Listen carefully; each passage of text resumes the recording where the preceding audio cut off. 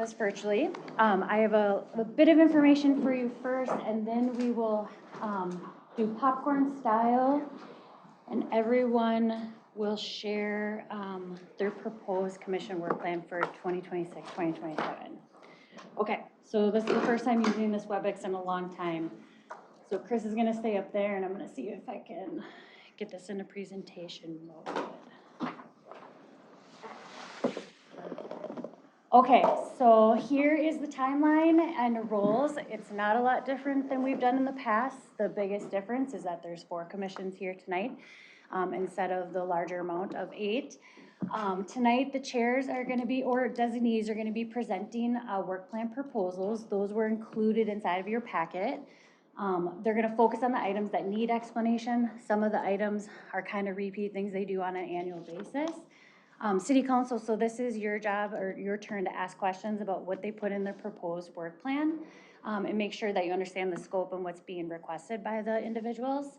And then there is admin staff here and liaisons. We're available for questions, but really admin staff after this will have a chance to review them as well.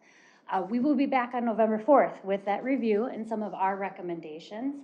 Our staff liaisons, all of them will be here as well again and available. And then City Council, that's really when you give us that direct feedback so that we can incorporate it and bring you a final work plan for approval.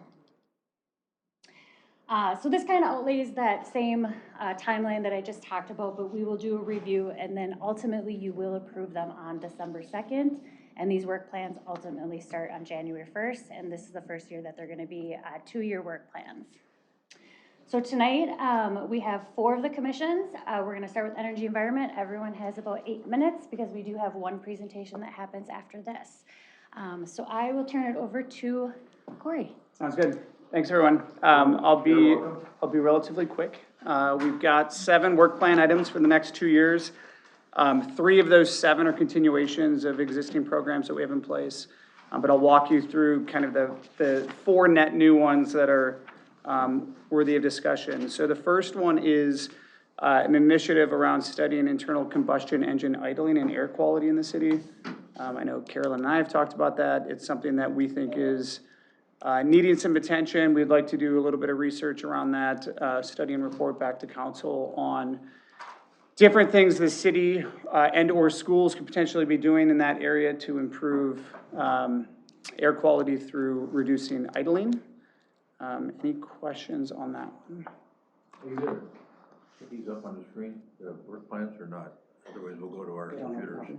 I don't have them teed up, but I do have a couple copies that I can do, and I can try to pull it up at the same time. Yeah. We can all work off our computers. And they're a little bit out of order because we switched the presentation order as well.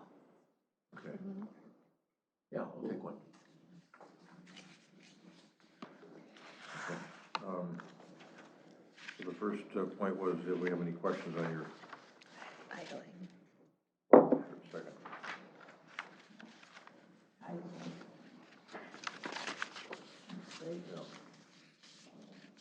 Okay.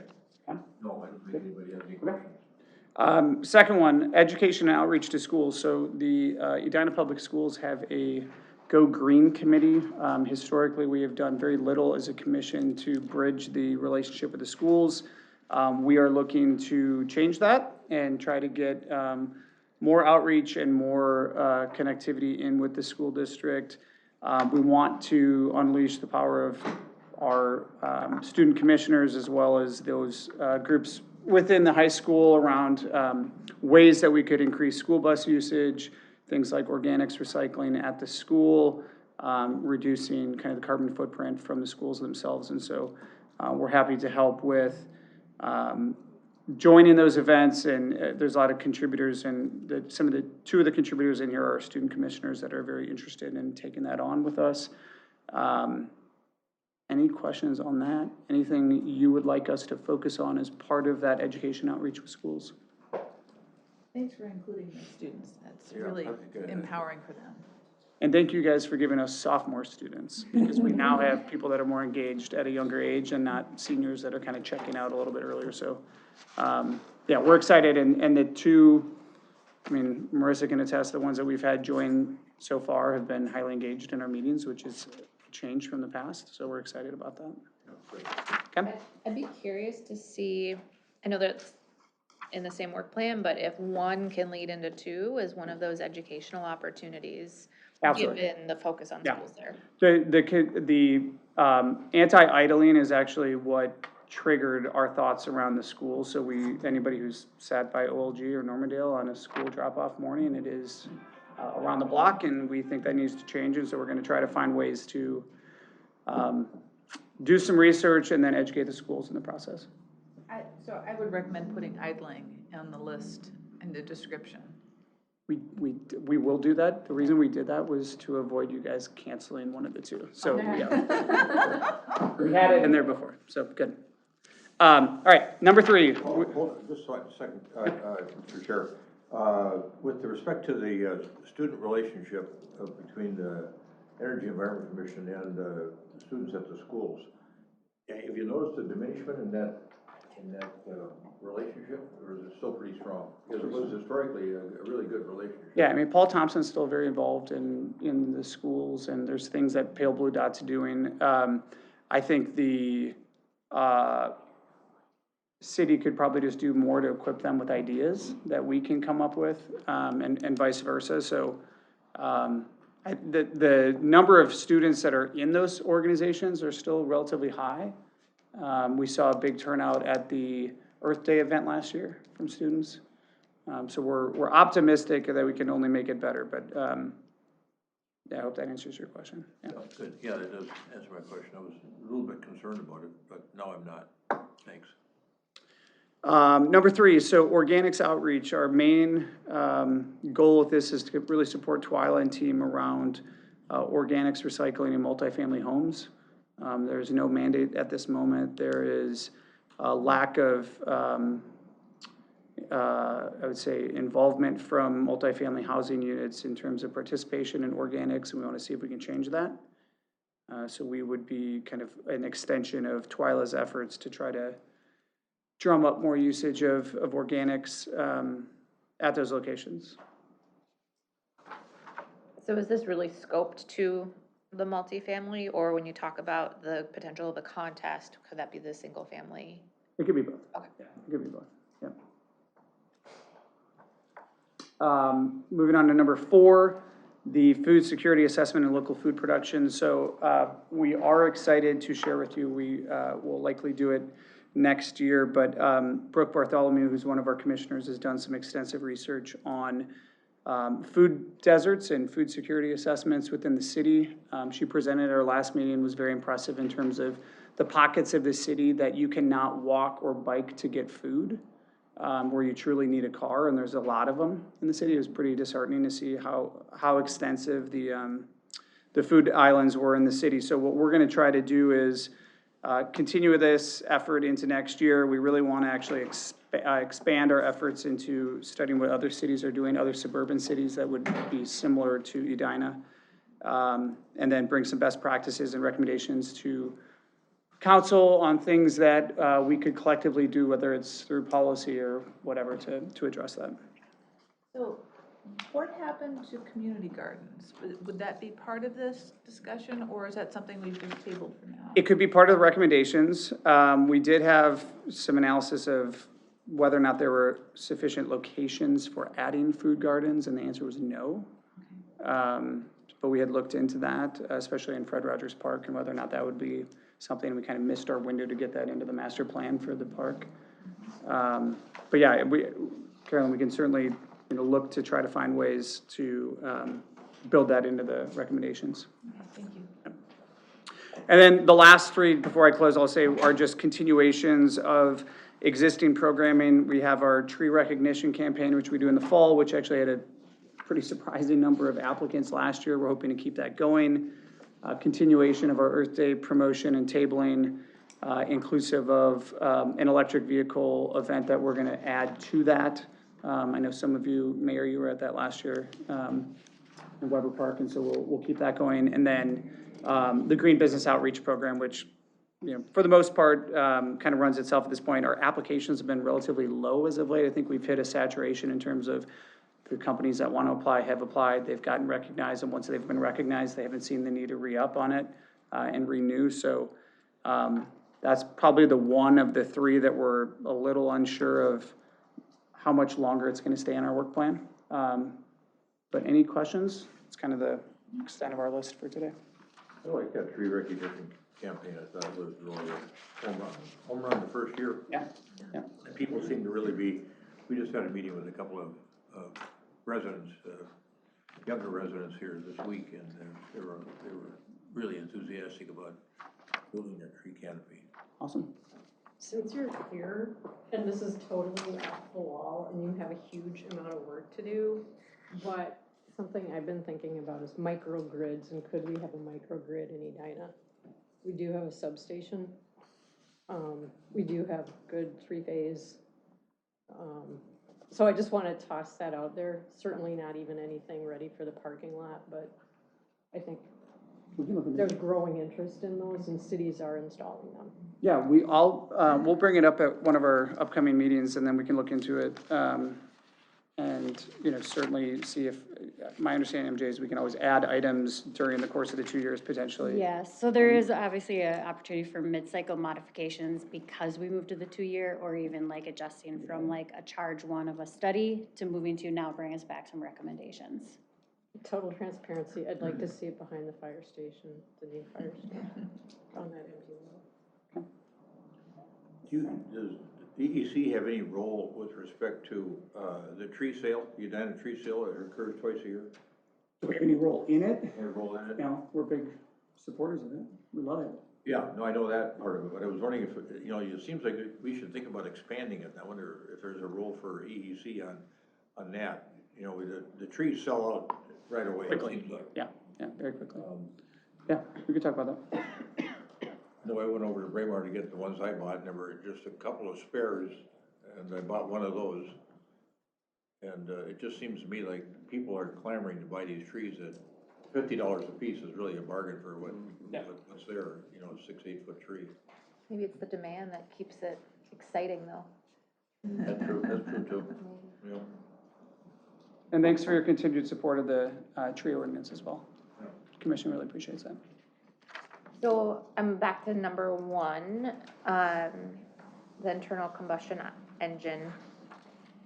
I've talked a couple times about gas-powered leaf blowers, and I'm trying to, I like how tight this is of specifically idling and the impact to air quality, but I'm like, could you just throw in that study and report like a paragraph on leaf blowers? Sure. For you, we'll do it. Have you had quite a few inquiries about gas leaf blowers? Oh, yes. Oh, yes. We get quite a few. Oh, yeah. Okay. Thank you. Any other questions? Okay, thanks, guys. Okay, so we're gonna move online to the Transportation Commission. Chris, can you try talking to make sure we can hear you? Yeah. Can you hear me okay? Yes. Great. Perfect. Yeah, Vice Chair Chris Brown, appreciate the opportunity to come in virtually since coincidentally Chair Lewis and I are traveling out of state at the same time. So on a random Wednesday in October. So yeah, appreciate the time to go through our work plan. We are excited to focus in on some items that we continue to hear through our community comment, which I'll get to in a moment here. First, though, we want to continue to be heavily involved in the CMAP process. We appreciated having an ear to the ground through that effort and getting regular updates. And so that's our first item, is just to continue until the culmination of that study. Second is warrants and safety standards. And so this really came to play most recently through a community comment and large scale effort to get stop signs placed within a neighborhood in Edina. And so we continually hear about traffic calming measures and the desire to have those expanded across the community. But there's obviously a lot of technical components and language that go into these decisions. And so we are proposing to kind of try and both provide a resource for council and other stakeholders to have it in your back pocket, but also have a resource that's informational and understandable for the community and the public to be able to grasp, how are stop signs chosen, how are speed limits set, what are other opportunities to manage speeds and enhance safety in communities. So that's really the goal of that one. Are there any questions or comments on this one before I keep moving? With that one, you do take into consideration neighborhood character, true? Mm-hmm. Because parts are just like Minneapolis, where every single intersection is marked, and then other parts of Edina are not. Mm-hmm. Okay, thanks. That's a fair point. Yeah, thank you. That's a great idea. Yeah, go ahead. Okay. Then I'll keep moving on to traffic calming solutions. So again, you're seeing kind of a consistent theme here, since speed and safety are continually brought to us as issues and desires for improvement. We did, if you will, kind of dip a toe into this in the last year or two through work plan item for quick build solutions or those temporary demonstration projects. There's a variety of terms that are used, but using paint, using flex posts, other temporary solutions to increase the safety of our roadways. So we're hoping to dig into that more, and specifically diving more into any other innovations within this space that we should be aware of, and then also with an eye towards our winter climate. So understand that these can be difficult to maintain through the winter months, and so is there any international examples that we could glean from to potentially bring back for consideration within Edina to again enhance the safety of our streets. So that's really the aim of this work plan item. So one thing that came up, I was over on Lanham Lane and Fleetwood Drive, and there's a big curve that comes around. So Edina has lots of curvy streets. So when you're looking at studies, keep an eye open for solutions for curvy streets. Because if it's all on a grid, that's one thing, but we've got these spaghetti streets here too. So that's just a factor that I'd like you to consider. Sure, of course, thank you. Yeah, thank you. There's also this, at least in my neighborhood, homemade speed signs that are really very creative. And I have been working with the Minnesota Safety Council people for World Day of Remembrance for road traffic victims, which is coming up in November. And it just is kind of amazing to see these homemade Edina signs. And so that kind of actually inspired us. So we're gonna have a table where people can make their own speed sign. But it just seems like there's a lot of creativity going around. And the slogan is #BreakForCake. So Edina speed signs, and I just thought I'd share that. That's great. I love that. Okay. Okay, hold on a second, we're not done with that one yet.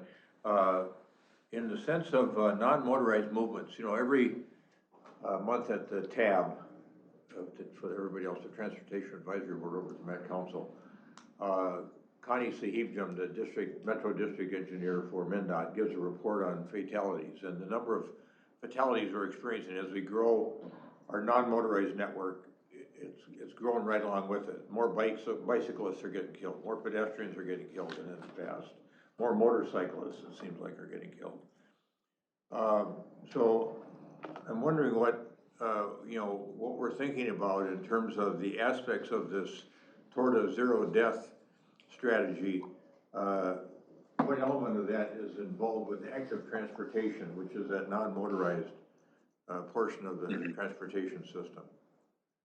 Or at least give that some thought, I guess is a better way to put it. Don't forget about that we're losing more people that are trying to do the right thing by not using their vehicle, and they're getting injured or killed because of it. So, I can see that. Oh, sorry, go ahead. Yeah. Yeah, so then also hand in hand with that is there's this new active transportation money that's coming through the sales tax that we're working on over there right now on how to distribute that. So there'll be a mechanism in place for applying for grants for active transportation dollars. It's going to be about $22 million a year that's going to be available in the metro for system improvements around non-motorized movement. So keep that in the back of your mind too as you do your work as a commission. No, that's great to know that there's that new opportunity for funding. And I was just going to say, we hear a lot about pedestrian safety again in the community comments, so definitely appreciate the support and highlighting continued focus on active transportation. So that's great. Makes sense. And we are gonna, the lights on France will be lit orange for traffic victims from November 15th through the 21st. I don't know if we want any additional messaging surrounding that, but that's an opportunity to highlight road traffic violence.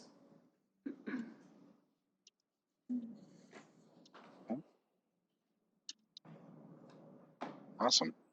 Anything else related to this item? Now you can go to number 3. Okay. So then the next one is supporting. So the comprehensive plan updates are forthcoming per the Met Council, and so with that coming within the next 18 months or so, just having our involvement in the development of the transportation segment again is a desire, and we're excited to be a part of that process. So that's another item that we're tracking here. More so in the following year, but understanding this is a 2-year cycle, so wanted to not miss sight of that. The Towards Zero Deaths will be a wonder, and the CMAP both will be great preliminary work for that. Mm-hmm. Yeah, there's definitely a lot of connectivity between those two efforts. Yep. Okay, Chair, go ahead. I think that's it. There, you covered 4? Yeah. Anything else? Yeah, those are the 4. Yep. All right, okay. All right. Yeah, I think Thanks, we're Chris. finished. Thanks. Sounds good. Appreciate Appreciate the time. Thank you. All right, we're going to keep moving to Heritage Preservation Commission. We'll let you take it over. Oh, yeah, we're, just due to some timing. Yes, we had to make some changes due to some scheduling conflicts. Backwards. Basically. You're gonna keep him to the end. Yeah. Sorry. All right, Dobby. Here, so. Short minute longer. We'll hand it over to you. All right, so all 3 of these items are carryovers for us, nothing really new. The first item being kind of our main charge on the HPC would be reviewing COAs. We work with staff and city staff and consultants to help review these applications, modifications to historical structures, or most of what we review for these is modifications to homes in the country club neighborhood. Is your workload pretty consistent there? It's been, I'd say, a little bit slow lately. Overall, the number of COAs for the year has been pretty consistent, but the last few months we've canceled a couple meetings just because we haven't had time to get it appropriate. Okay. Yeah, you kind of have that sense with the economy. Things aren't happening the way they used to, and that's just one illustration of it. Okay, thanks for that. So that was the first item. Second item is Edina Heritage Landmarks, and this is an ongoing item where we look at existing structures or landmarks that are eligible to be designated as heritage landmarks, preserving ones that are already designated, and then trying to keep another eye out for landmarks that could be designated in the future. And this is something where we're also working with staff and our consultants on this. I think, at least from my perspective, it's hard to know when something is becoming eligible for this. And sometimes it's not always just based on time, that it's 75 years old or 100 years old. Other times there's just, it has some sort of significance that maybe we weren't aware of initially, or, the significance of it increases or changes over time. Maybe somebody passes away, or it gains some more publicity or notoriety, something to that effect. Okay. And then the third item is the Heritage Preservation Award. And we had a little bit of back and forth on this last time we met about this. We've been handing it out annually. This sounds like 2026 to be the 23rd year of the award. There was some talk about maybe making this biannual.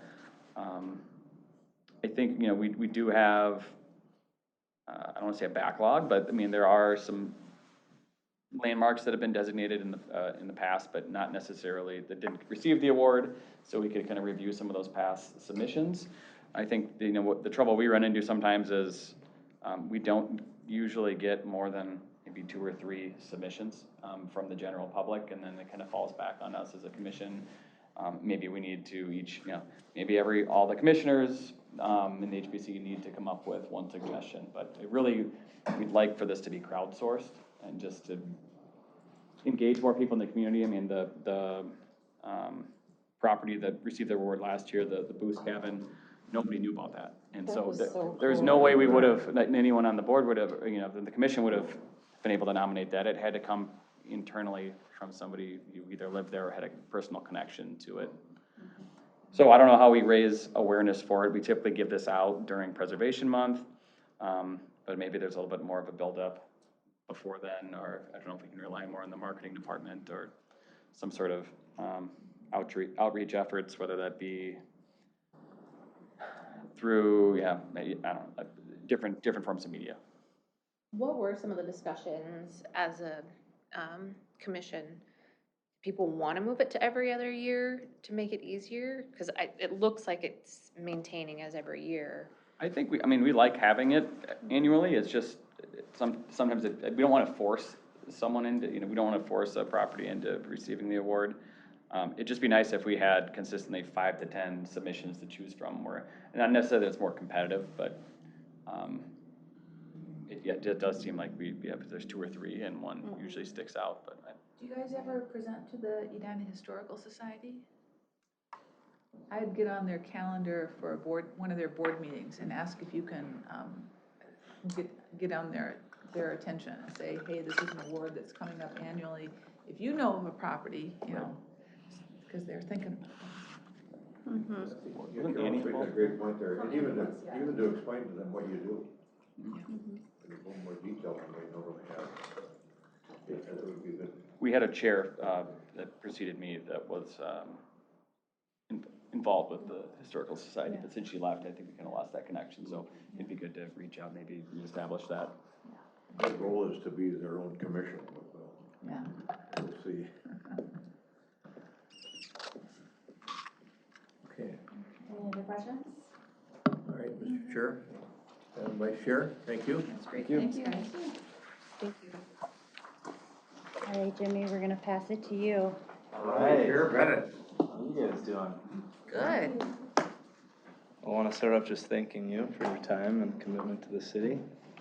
I want to thank Commissioner Elkire and the rest of our commission and staff for just helping make the gears turn and get all this stuff together and help us achieve these goals. It's a team effort, and I appreciate the opportunity to talk about it tonight. So item number 1, it's item number 1, I think every year I've been a part of the commission, which is going on 10 years. That's just reviewing the land use application. So this occurs, as you know, during our bi-monthly meetings. If we can't make a decision, then it is a recommendation to you to make a decision. So that comprises most of our time and efforts, as well as staff's. And then typically we've had, like, as you know, like 4, 5, 6, or 7 items, but the next 2 are some particularly large items, as we've discussed before. But knowing this is a 2-year plan, we're getting ahead of it. There's a lot of sub-items in these that we've talked about before, and I mean, we could maybe compile a list of some of those particulars, but item number 2 is the zoning and subdivision ordinance update.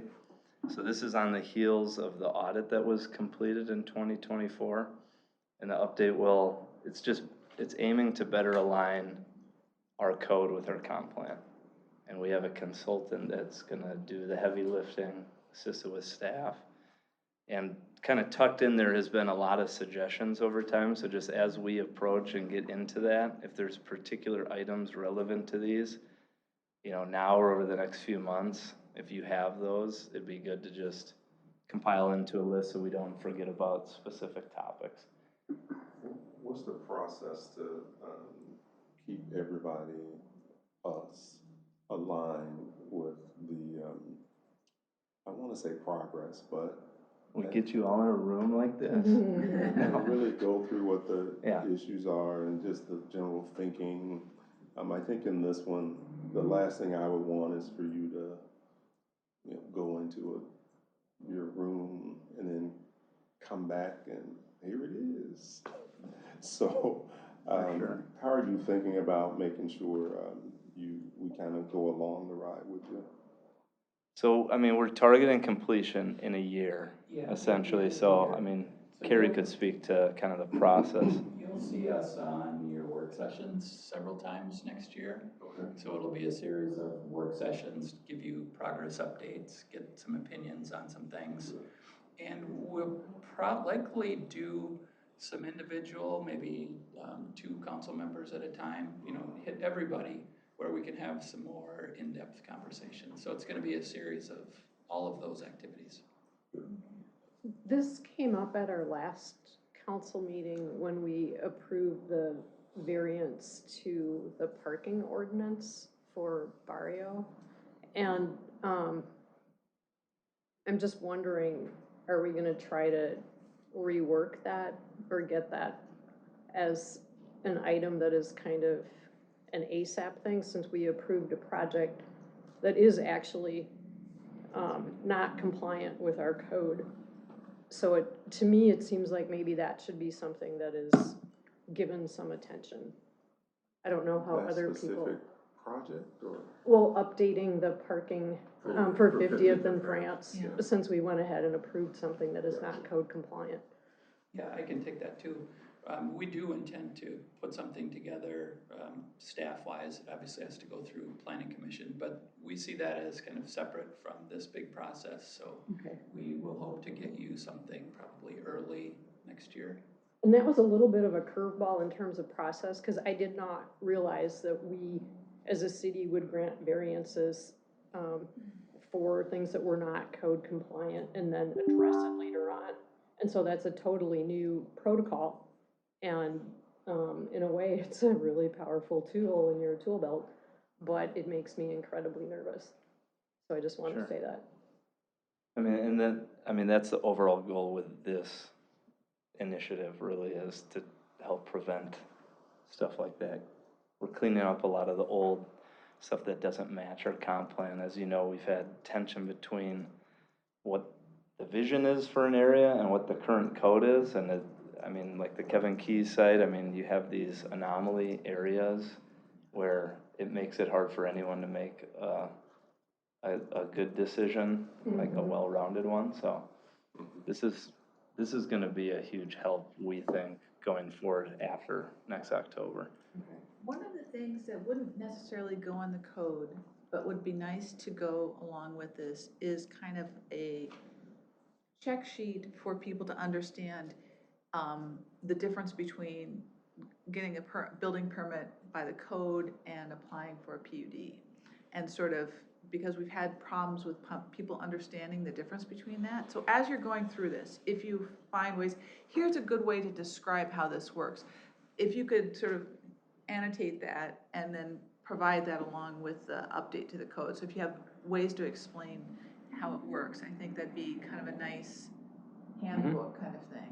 Kind of a process Yeah, outline. yeah, because it's extremely confusing to the public, and I know it's confusing to us too. Totally agree. But, And that in general is a topic that isn't on here, but we're all ears. I mean, we're always thinking about how to improve the process.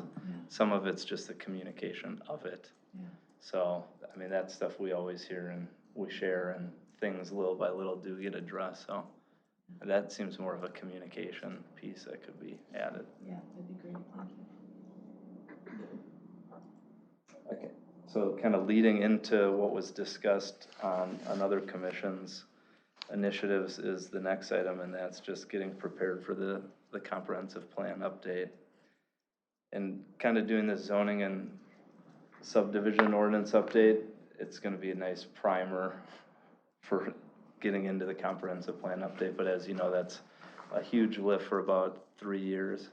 And we'll select kind of toward the tail end of 2027, the consultant that will be doing most of that work, is that correct? The end of 26, yeah. End of 26, so they'll start 27? Right. Okay.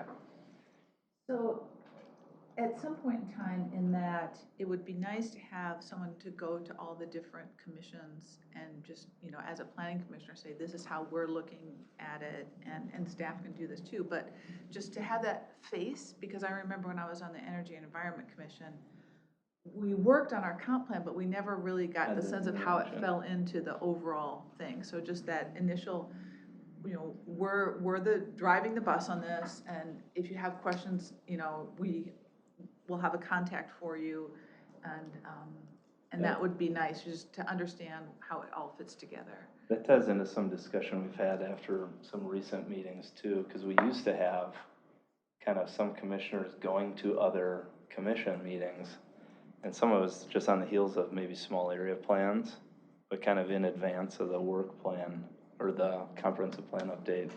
We want to get that going again, so at least the planning commission can be a continuous bridge too. So that, I mean, that's right on the heels of like what we've been talking about too. Yeah, so those are two kind of enormous items for 2 years. And then one that got recently added, and Commissioner Smith is gonna head this one up, and it's study on the use of food trucks.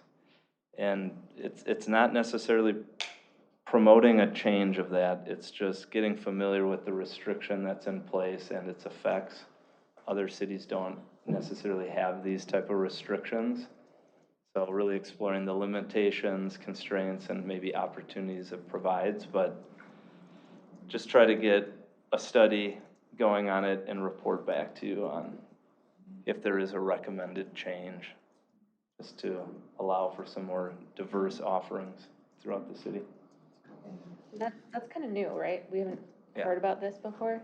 Yep, Okay. maybe last few months, it's just come up kind of like in community discussions. And the more we've dug, it's like, I don't think many people realize there was the restriction as it is. Yeah, there. 'Cause you see 'em. have a food truck association with an event, you know, you see them in the parks with an event, Centennial Lakes at times, but we don't allow them, you know, someone to just park in someone's parking lot and sell to the general public. We allow them as part of the tap room, even though they have their own food and they haven't utilized that part of it. But that's another opportunity, should another tap room come to Edina, they could have a food truck. David, can you come up here? I want to spend about 10 minutes talking about some things that we've been facing as a city, because I think it's going to be important to have part of the conversation. So for the last 2 years, we've dodged some serious limitations on local control at the legislature. That they've looked at preemption of local control on land use. And we've had some really good allies over there at the legislature. Jeannie Cleaborn represents part of Plymouth. Patty Aikema represents part of Plymouth and Minnetonka. And I would say even the chair, Mike Howard, who is over in Richfield, who wants to be more practical about things. But we're going to face this again, and it's all in the context of affordable housing. It's all in the context of housing production and affordability. And so yesterday, I was part of a small team from the MLC that we belong to, 19 cities, Municipal Legislative Commission, that met with Twin Cities Housing Alliance. Twin Cities Housing Alliance is market rate developers that are thinking they're going to have to come in now this year because Housing First, which is the builders, they've got a pretty heavy-handed approach, and they're the ones that just sued us, you know, over the tree ordinance. And then Twin Cities Housing Alliance that tries to work down the center thinks they need to come in with their own bill and not just play defense but play offense. The MLC is thinking the same thing. We need to come in with our own bills instead of just playing defense and come in on an offensive basis. So I want to tell you 3 things that Twin Cities Housing Alliance is thinking about so far. And these could be things that you're going to address in the context of the work that you're doing. The first thing is they're talking about having the legislature pass legislation that requires every city to align its comp plan with its zoning code.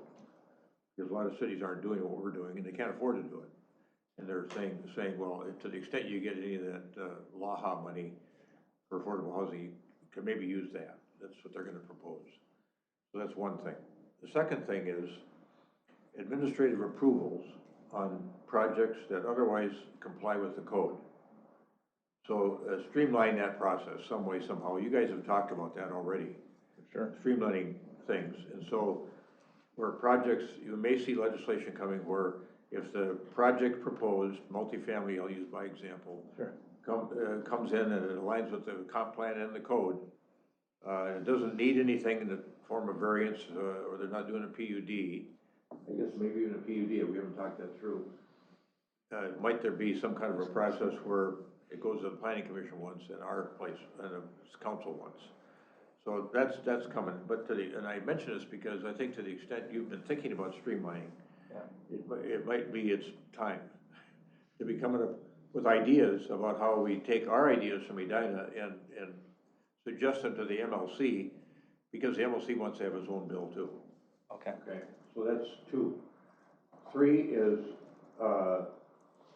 by right or by mandate, the conversion of commercial industrial property to allow multifamily use.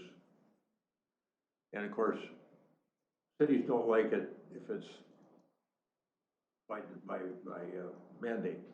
By right, for a city to be able to do it, maybe. But under what conditions would we think about converting commercial industrial use property? We face this down in Cahill District. It's a very issue we talked about down there. Kate had one view of the world, Julie had another. You know, we had different views. Big surprise. So that's the third thing I think we want to be thinking about, because we want to try to align ourselves with this Twin City Housing Alliance, I think, to the extent we can. And to the extent we can influence how they craft their bill based on what we might think is valuable, Carrie, too. Let's be proactive on that. And then the last thing was condo legislation. That we reduced the statute of limitations. Cleburne was really resistant to that in the sidebar with me today. But she doesn't understand with the building code. She's thinking that if you reduce the statute of limitations, the statute of repose from 10 years to 6 years, for being a cause of action for a defective product, that condo builders will build something that only lasts 7 years. Well, I mean, the building code itself protects everything, and so she just needs an education on that. She's a really great legislator, but they just need an education on. It would be safe to reduce that statute of limitations period because of the way the building code is set up and constantly improved. On the state level and on the local level. So those are kind of the things that are hanging fire, and it's all coming up in the context of housing affordability. And I think if we can help our group of 19 cities lead the way on that and ideas, we should be thinking about that. Well, one of the big problems was over in Cahill was that we don't have sewer capacity for multifamily. You know, so what do you do in a situation where I think we could argue with the legislature, you can't mandate this because what if we can't do it? You know, we can't, we don't have the infrastructure capacity to handle stuff like that. So there could be exceptions to the general rule. Maybe they'll pay for it. That's what I was No, I just don't think thinking. so. So anyway, those are things that are moving fast now. And then Cleburne and Acom had a list of things they were looking at too, and I left it at work. I'll get it, Carrie, and send it to you, and you can disseminate it to the Planning Commission. And I'll get it to the council too, because their list was more expansive than the one I just gave you that involved the Twin City Housing Alliance.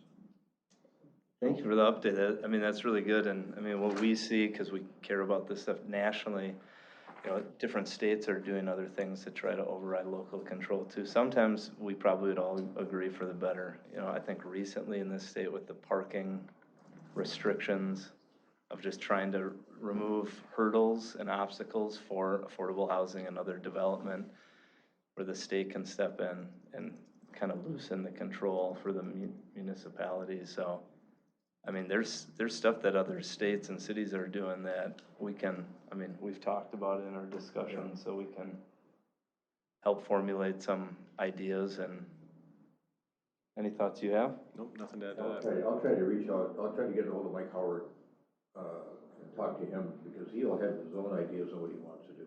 Sure.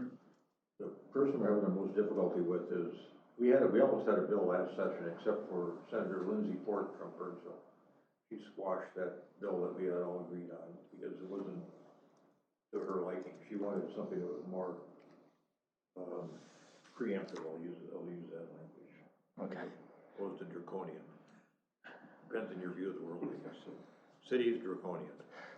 Her, no, not so much. So, on a different topic, I Yeah, don't I'm want to done with interrupt you. We had a Cities Climate Coalition meeting today, and they talked about data centers.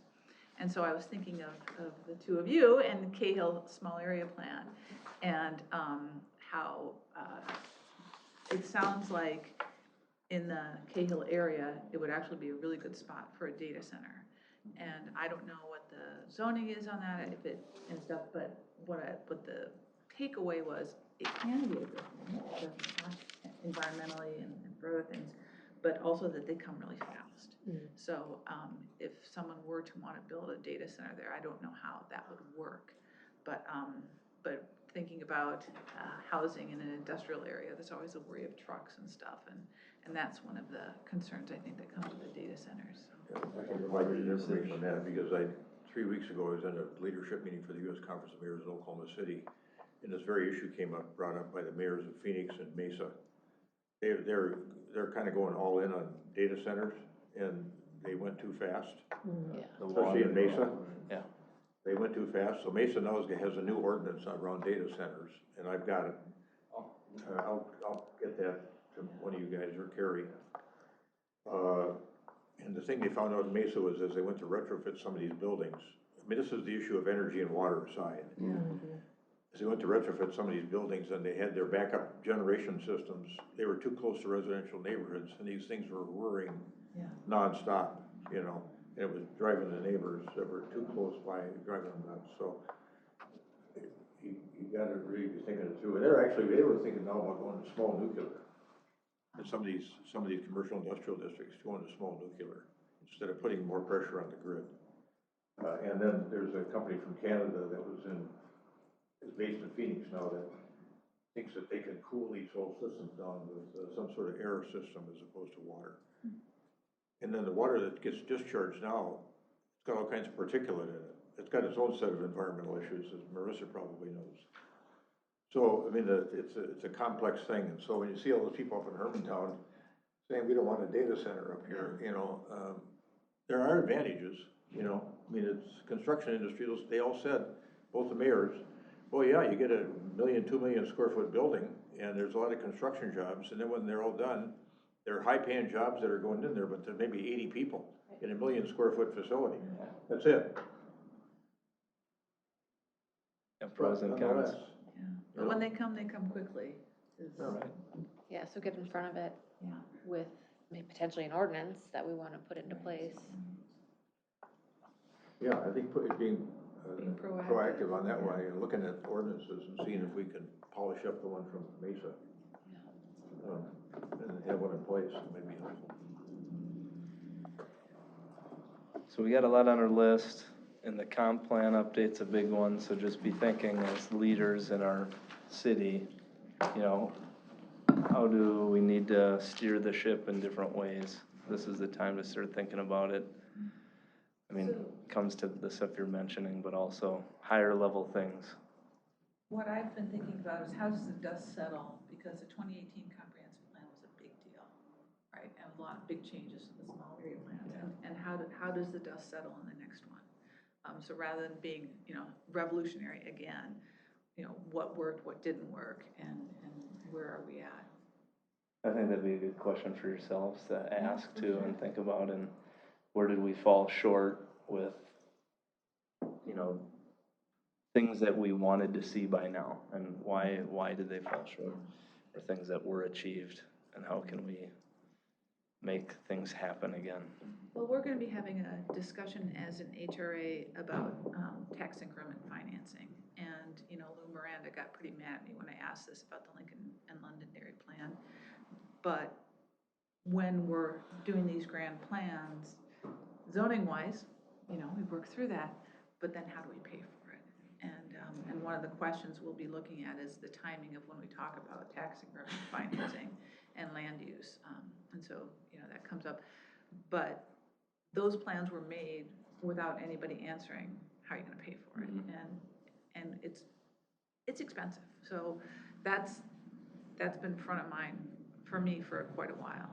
But just to, that's the dust that's settled on me. Sure.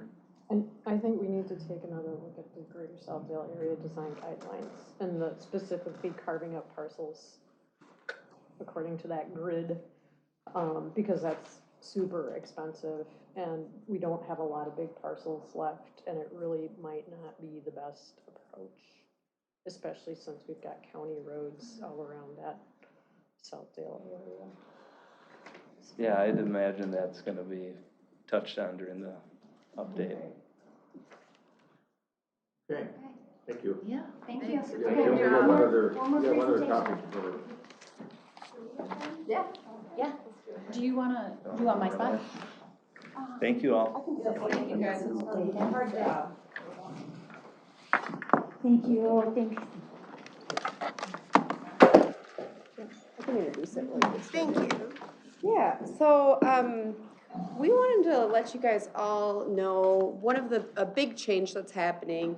The change will impact you a little bit slower than it's impacting staff. Staff is, I would say we're at the state of acceptance with some level of anxiety about how we're going to make things happen as it comes to ADA accessibility from a digital perspective.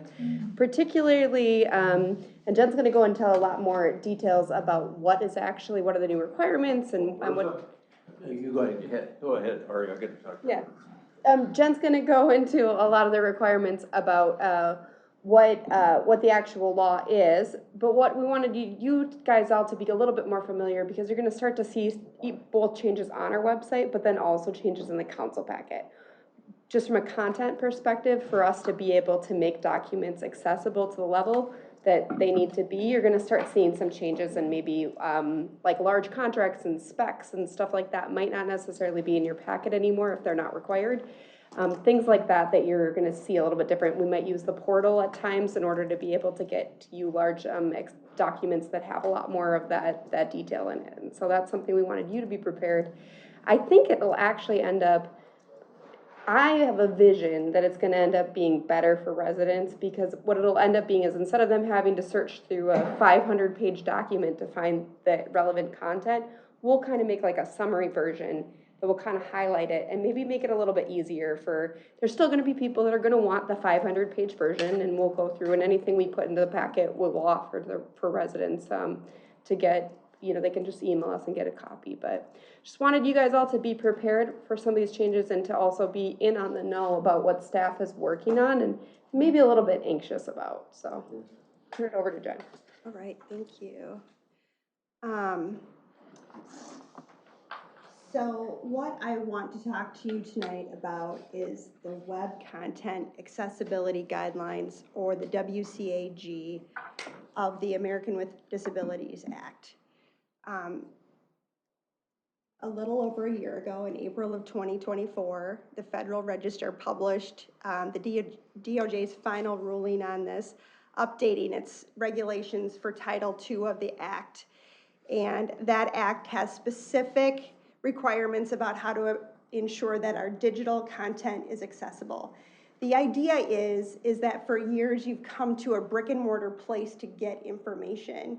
And now that most information is online and people don't go to a library or a city hall, how do you ensure that that information is still accessible, particularly for people who are blind or deaf, but all abilities and mobilities?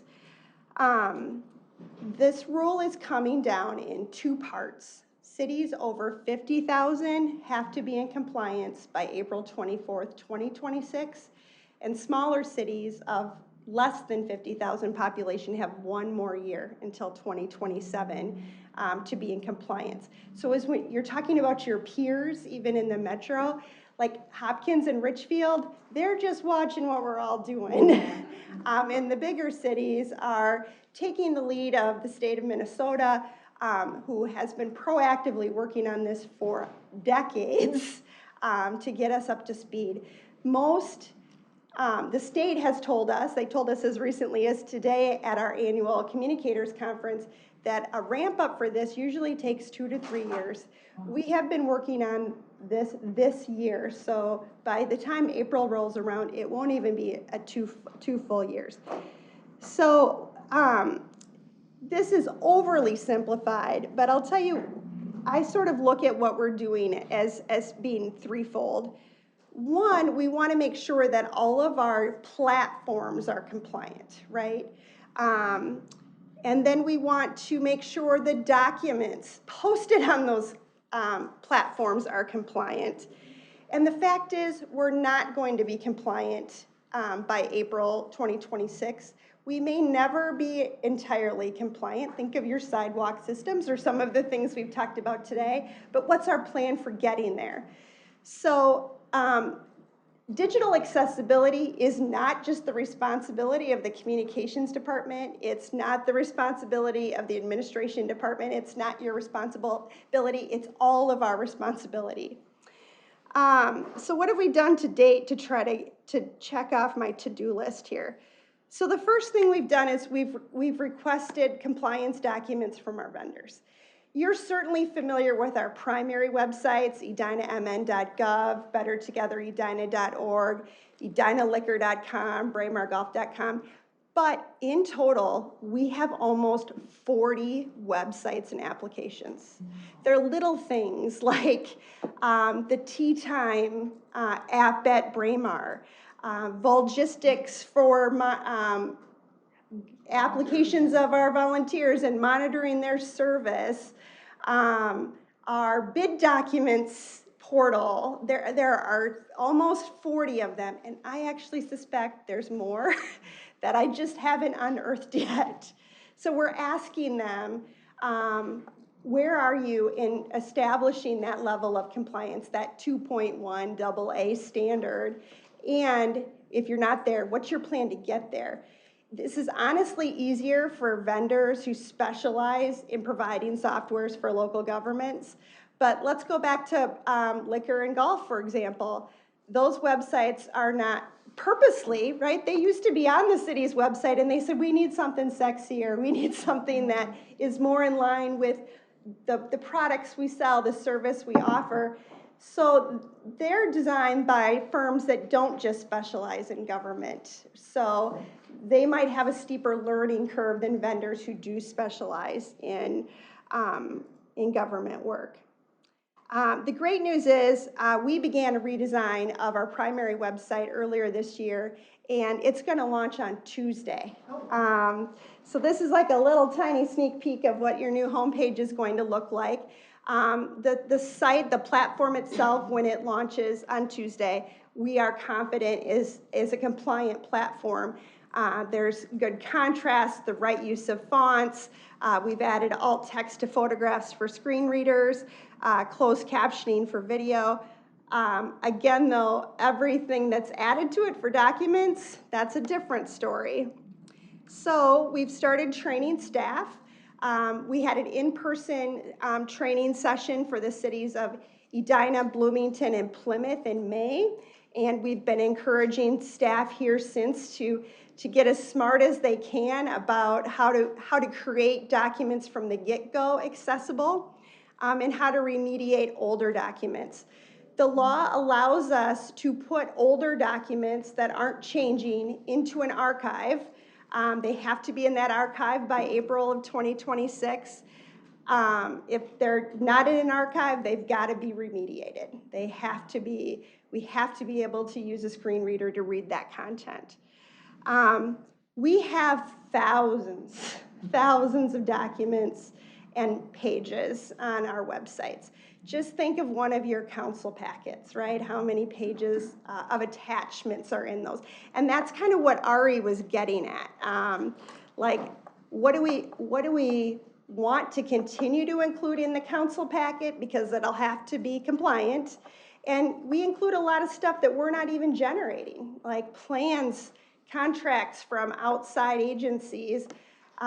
Do you want us to spend staff time to remediate those?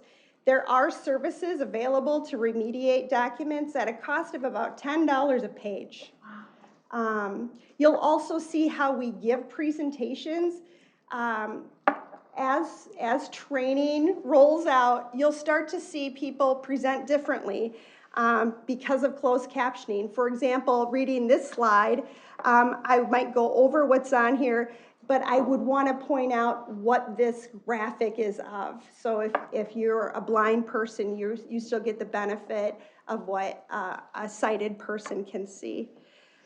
So in some cases, really the best practice for digital accessibility is to get away from PDFs, get to your native HTML content. It's also good for just usability. Let's pretend this is a phone, since I didn't bring one up.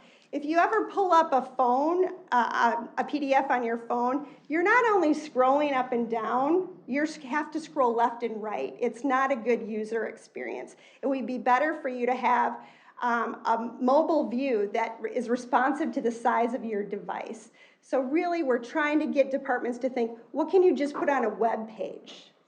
The other thing to think about with presentations is presentations aren't meant to be your main act. They're your backup dancers. That's how I describe it to staff here. There shouldn't be anything in a presentation that isn't already in your staff report, right, as far as facts. So we all like the visuals. We enjoy the visuals. It drives home points. But really, everything you need to know about a proposal should be in that written form in a staff report. We do have several city templates. We began remediating the templates themselves. Again, just like a platform, once we give someone an accessible PowerPoint template, once somebody adds a photo, it can immediately be out of compliance if they're not adding alt text and that sort of thing. But these are the ones we've been working on to date. It's a big task. The Minnesota IT Services Department makes these available for every state employee with a cheat sheet on every type of software, whether it's Word, Excel, PowerPoint, PDF, maps, the final checks you should do on that document before you're done. And that is all new for our staff and really staff at every other city of our size. How was that for an overview? Well, they look as anxious as we are, so that's good. And that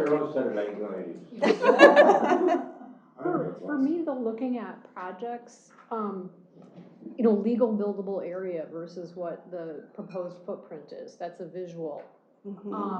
What is, and then I just looked up what the 500-year floodplain is on a site, and I'm used to kind of doing my own digging because it's not provided, but I feel like there's going to be more need for elected officials to be able to find material. And, you know, since we kind of have to do that now, maybe it would be good to get a guide out to elected officials, like, here's the GIS site from Hennepin County for looking at floodplain. You know, but how do we get the legal buildable area? That's kind of challenging. So it'd be great if there was a guide. How do I do that on my own? I would love to know how I do that on my own. I think another thing I want you to think about, I want you to keep thinking about those things, because if we can make you some sort of resource guide of where to find this stuff, that's good for you. It's also good for the public. I'll tell you, one of the things that's really hard for us, in the early 2000s, when websites first came about, there was the belief that any document, anything people would call for, just put it on the website. And it'll be a virtual city hall, and we were all excited about that. And then our website started going really, really large. And at one point, the City of Edina's website was over 10,000 pages. And we were not unique. Like, this was just like how things evolved. And then what happened? Residents are like, I can't ever find what I'm looking for. There's too much stuff to wade through, right? And so you saw contraction, not just on our website, but again, across our industry and all other industries. We just want to get people to the information they're most looking for as quickly as possible. But you still have people who have that belief, and even worse yet, they'll say, well, you're not transparent because it's not on the website. Being transparent means if you ask for the data, we get it to you. It doesn't necessarily mean it's on the homepage of our website. Can you imagine if everything that was important to, I mean, I see it even in our 12 departments, everyone has a thing they want on the homepage. So it's a careful balance between really recognizing what a lot of people are looking for and making sure it's available online, helping people to be able to self-service and get things they're looking for, and what are those things that we just need to make available upon request. It's like this very careful balance, and it changes every day, honestly. So as you're talking, I'm thinking of a card catalog, and the card catalog could be fully accessible, and then you fall on what you're looking for, and then you click on it, and it says, here's how you can get this accessible. This document is in the archives, and I would archive almost everything, but make it easy to get to the archives, right? And then if you click on the card in the card catalog and you need it accessible, then here's who you talk to about getting this document in an accessible form, so that it's just as easy for someone who can't see to find a document, but that document is not going to be easy for them to see. But we can find a way, you know, if they want to come down with a reader or something like that, we can find a way for them to get that document, just not on the website. That's kind of, I don't know if that's kind of what you are doing anyways. Well, the third big project is writing the remediation plan. So what is the workaround? So that's an idea that we would consider for that plan. So I think what you're doing is awesome. We deal with that every day with our employee population.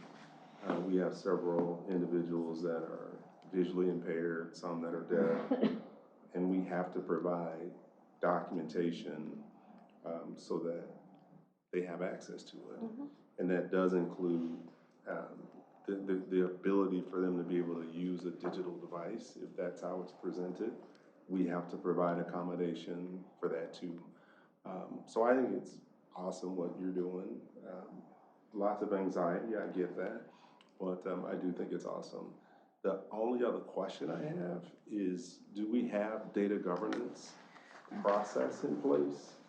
Because if we don't, we should think about how to structure that so that as your documents change, or people have documentation that they want to follow in the process to be online or what have you, they really ought to have to go someplace that controls, yes, that document is compliant and can go on our website. And so having a really good defined data governance process, I think we should have that. And I'm happy to have a conversation and talk about how to do that if we don't have that. We don't have staff today with that expertise in-house to be like the final sign-off on all documents. There are software options available to us through in particular our main website provider, Civic Plus. It's a new software cost for us with an annual price tag, but we get that stamp on our homepage that says this is a compliant site, these documents are compliant, and that may be important to you to see that. Yeah. Awesome. So changes to come. That was Okay, good. thank you. I don't think we have time for this. Someday we'll talk about call-ins. Did we have one more topic? That was just, it was the call-ins and whether or not with the data that we have, we wanted to continue to set up that process to do call-ins during council meetings. I've heard feedback that people want to keep it. Yeah, we got an email this afternoon about that. There's no recommendation from staff on it. We've just observed, as you have, you've had a lot of long 1 minutes. But knowing that if someone doesn't feel comfortable coming out at night to come to City Hall and to wait to testify, I think it's important they have that option. They're still waiting. They're still waiting, but they're in the comfort, and I've been on the phone waiting, before I was on council, but at But least they can it's- always call them a voicemail too, so there still is the other method without coming to a council meeting.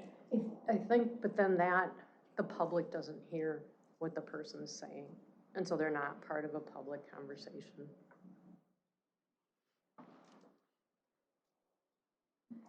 So we're gonna leave it. Yeah, I think so. We'll continue to monitor those numbers, and maybe at an annual basis or something, we'll present them to you and see how you're feeling. And like always where we can, right, the dollar per call is like a good metric to have. You know what the cost of it is. It's mostly a capacity issue because the employees that do it are exempt. So theoretically, but it's really it probably takes, It doesn't take that much time, but if it takes 15 minutes times 3 staff members, that's 45 minutes of total staff time that you could be remediating documents or something. But it's not a big cost item. It's just more of is this something we want to continue? And we're good with continuing it. in COVID, we actually paid for a service that was costing us tens of thousands of dollars a year. And now I am your operator, or Lauren is the planning commission operator. So it's just staff time at this point. Okay. Okay. Thank you. And adjourned, that's all we got. Thank you.